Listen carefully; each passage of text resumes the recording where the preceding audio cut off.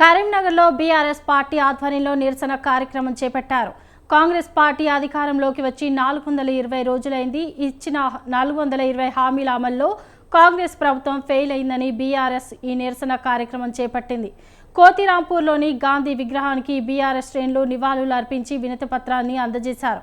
ఈ కార్యక్రమంలో ముఖ్య అతిథులుగా బీఆర్ఎస్ జిల్లా అధ్యక్షులు జీవి రామకృష్ణారావు, మాజీ ఎమ్మెల్సీ నారదాసు లక్ష్మణరావు, నగర అధ్యక్షుడు చల్లారి శంకర్, కార్పొరేటర్లు, కార్యకర్తలు పాల్గొన్నారు.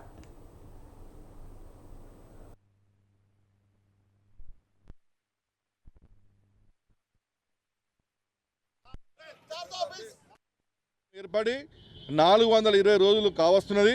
మరి మేమందరం కూడా ఇవాళ టీఆర్ఎస్ పార్టీ శ్రేణులు అందరం కూడా మహాత్మా గాంధీ గారిని వేడుకున్నాము, వారికి ఒక వినతి పత్రం ఇచ్చినాము.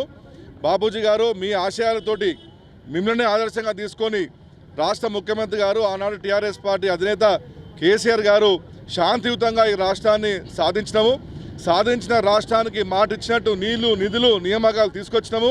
అన్ని వర్గాల ప్రజలకు, యువతకి, మహిళలకు, విద్యార్థులకు, రైతులకు, కర్షకులకు, కార్మికులకు అన్ని విధాలుగా వారికి సంక్షేమ పథకాలు అమలు చేసినాము మీ యొక్క స్ఫూర్తితోటి.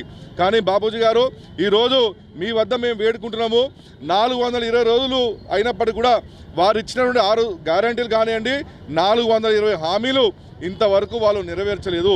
కేవలము మొసలు కన్నీళ్ళు గార్చుకుంటా దసరా అని, దీపావళి అని, సంక్రాంతి అని, ఉగాది అని పబ్బాలు జరుపుకుంటా ఇవాళ పథకాలను వాళ్ళు పోస్ట్పోన్ చేస్తున్నారు.